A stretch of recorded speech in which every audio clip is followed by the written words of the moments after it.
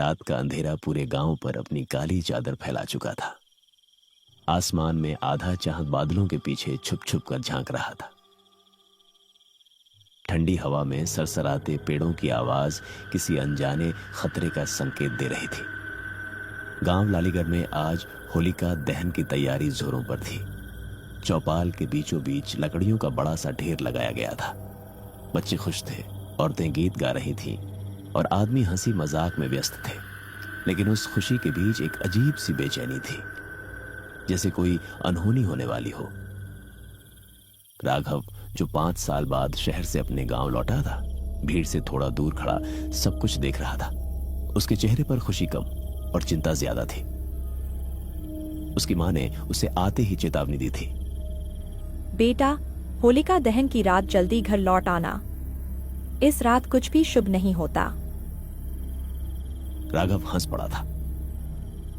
मां, ये सब अंधविश्वास है।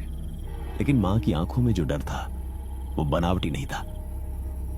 जैसे ही पंडित ने मंत्र पढ़ना शुरू किया, लकड़ियों में आग लगा दी गई। देखते ही देखते आग की लपटें आसमान को छूने लगी।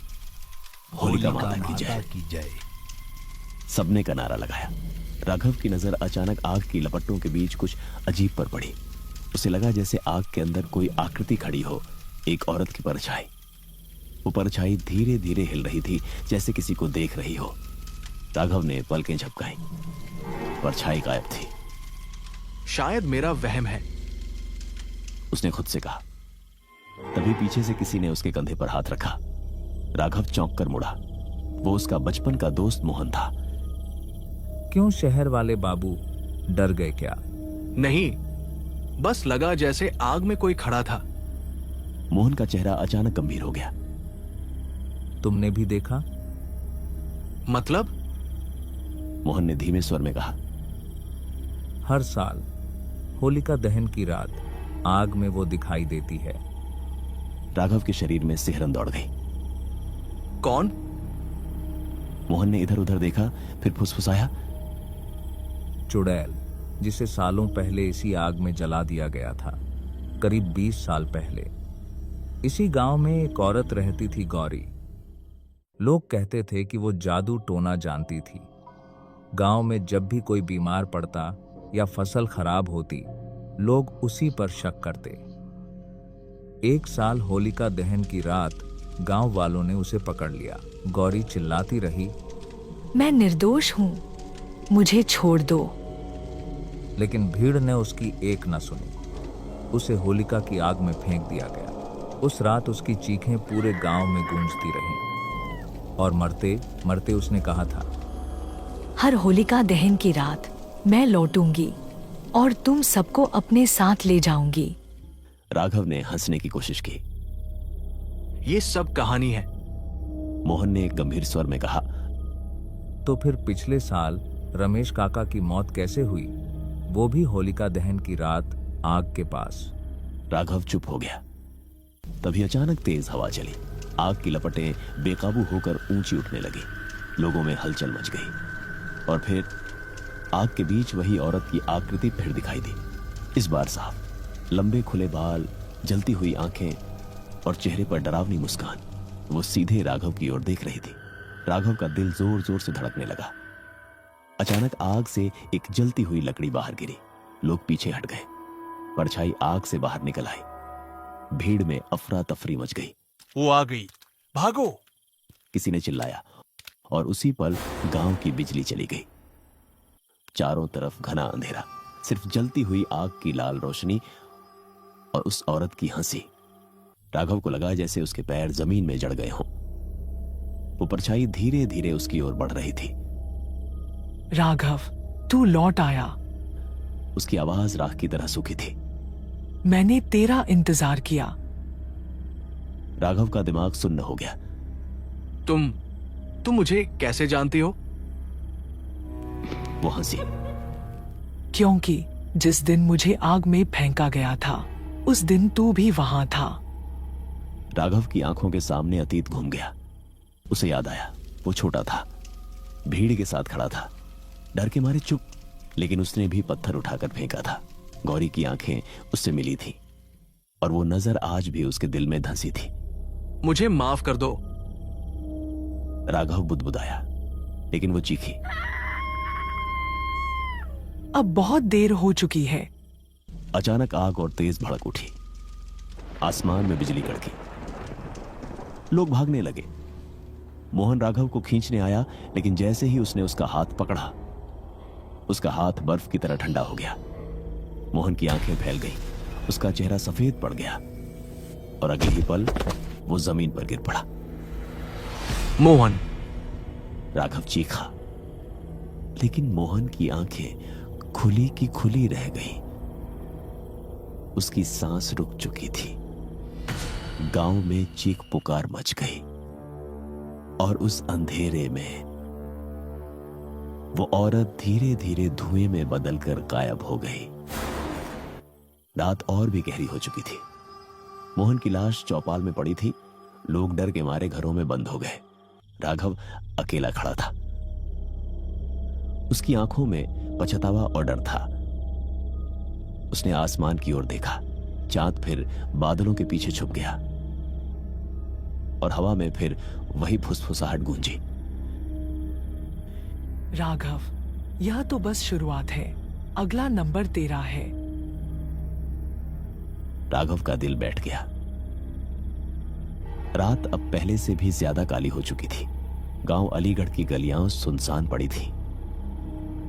दूर कहीं कुत्तों के भौंकने की आवाज आ रही थी। हवा में राख की गंध खुली हुई थी, वही राख जिसमें कुछ देर पहले होलिका जली थी। और मोहन की लाश अब भी चौपाल के बीच सफेद चादर से ढकी पड़ी थी। आसमान में बादल इतने घने थे कि चांद पूरी तरह गायब हो चुका था। सिर्फ कभी कभार बिजली चमकती और एक पल के लिए पूरे गांव को नीली रोशनी में डुबो देती। राघव अब भी चौपाल में खड़ा था। उसकी सांसें भारी थी। आंखों के सामने बार बार वही चेहरा घूम रहा था। जलती हुई आंखें, खुले बाल और वो डरावनी मुस्कान। ये सच नहीं हो सकता, उसने खुद से कहा। तभी पीछे से किसी ने उसका नाम पुकारा। राघव।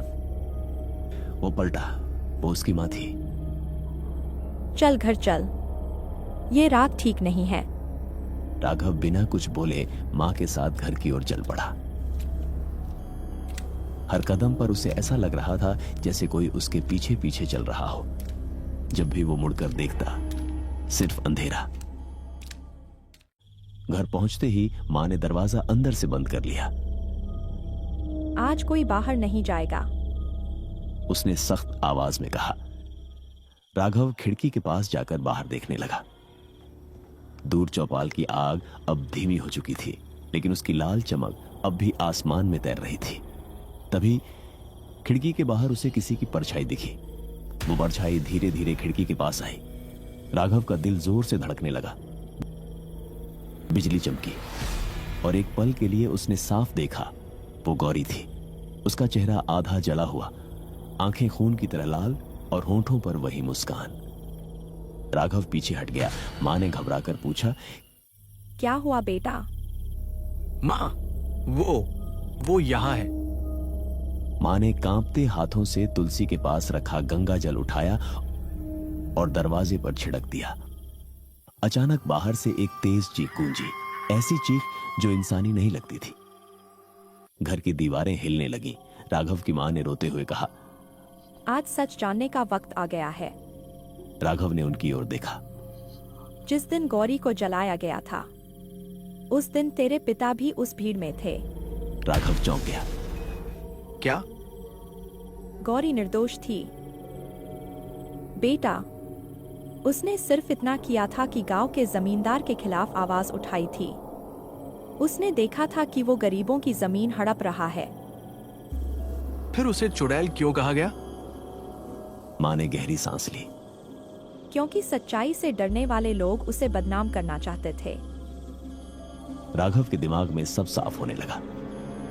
गौरी को जिंदा जलाना एक साजिश थी और उस साजिश में तुम्हारे पिता भी शामिल थे। मरते वक्त उसने कसम खाई थी कि जिन लोगों ने उसे जलाया, उनके परिवार को वो कभी नहीं छोड़ेगी। राघव के पैरों तले जमीन खिसक गई। अचानक दरवाजा खुद ब खुद खुल गया। तेज हवा का झोंका अंदर आया, दिया बुझ गया, पूरा घर अंधेरे में डूब गया और उसी अंधेरे में एक धीमी हंसी गूंजी। राघव, वो आवाज हर दिशा से आ रही थी। तेरे पिता ने मुझे आग में झोंका था, अब तू उसकी कीमत चुकाएगा। राघव ने कांपते हुए कहा। मैंने कुछ नहीं किया। लेकिन तूने पत्थर फेंका था। उसकी सांसें रुक गईं। उसे याद आया छोटा सा वो पत्थर जो उसने भीड़ के दबाव में उठाया था। गौरी की आंखों से बहते आंसू, और आज वही आंसू खून बनकर लौटे थे। तभी बाहर से शोर सुनाई दिया। कोई चिल्ला रहा था, बचाओ बचाओ। राघव दरवाजे की ओर भागा। मां ने उसे रोकने की कोशिश की, मत जा बेटा। लेकिन वो बाहर निकल गया। गांव की गलियों में अफरा तफरी मची थी। एक एक कर वो लोग गिर रहे थे जो 20 साल पहले उस भीड़ का हिस्सा थे। किसी की सांस रुक गई, किसी की गर्दन पर जलने के निशान उभर आए, और हर मौत के बाद हवा में वही हंसी गूंजती। गांव के बीचों बीच होलिका की बुझती राख से धुआं उठ रहा था। उस धुएं के बीच गौरी की परछाई खड़ी थी। वो हाथ फैलाए खड़ी थी, जैसे सबको अपने पास बुला रही हो। राघव समझ चुका था भागने से कुछ नहीं होगा, उसे इस बदले को रोकना होगा। वो सीधे चौपाल की ओर बढ़ा। राख अब भी गर्म थी। उसने जमीन से एक मुट्ठी राख उठाई। गौरी, उसने जोर से पुकारा। धुआं घना हो गया। उसके सामने वो फिर प्रकट हुई। तू अब क्या चाहता है? अगर बदला लेना है तो मुझसे लो, बाकियों को छोड़ दे। वो हंसी। तू ही तो सबसे जरूरी है, क्योंकि तू उस खून का वारिस है। मैं अपने पिता के पाप की सजा भुगतने को तैयार हूं, लेकिन मासूमों को छोड़ दे। गौरी की आंखें पल भर के लिए नरम पड़ी, लेकिन फिर वो चीखी। जब मैं निर्दोष थी तब किसी ने मुझे नहीं बचाया। राघव चुप हो गया। अचानक आग की राख से लपटें फिर उठने लगी। हवा तेज हो गई। आसमान में बिजली कड़कने लगी। गौरी ने हाथ उठाया और जमीन कांपने लगी। राघव ने आंखें बंद कर ली। अगर मेरी जान से तेरी आत्मा को शांति मिले तो ले ले। एक पल के लिए सब शांत हो गया। फिर एक तेज रोशनी चमकी। राघव को लगा जैसे उसका शरीर जल रहा हो, लेकिन जब उसने आंखें खोली वो अकेला खड़ा था। आग बुझ चुकी थी। आसमान साफ था। सुबह की पहली किरण फूट रही थी। गांव में सन्नाटा था। मरने वालों की गिनती थम चुकी थी और हवा में अब कोई हंसी नहीं थी। राघव जमीन पर गिर पड़ा। उसके हाथ में वही राख थी। उसने देखा उसकी हथेली पर जलने का निशान बन गया था, ठीक वैसा जैसा गौरी के चेहरे पर था। मां दौड़ती हुई आई। सब खत्म हो गया। लेकिन राघव जानता था कुछ खत्म नहीं हुआ। उस रात गौरी ने अपना बदला पूरा किया, लेकिन जाते जाते वो एक निशान छोड़ गई। एक ऐसा निशान जो हर होलिका दहन की रात उसे उसकी गलती याद दिलाएगा। आसमान में सूरज उग चुका था, लेकिन राघव के दिल में वो रात हमेशा जिंदा रहेगी।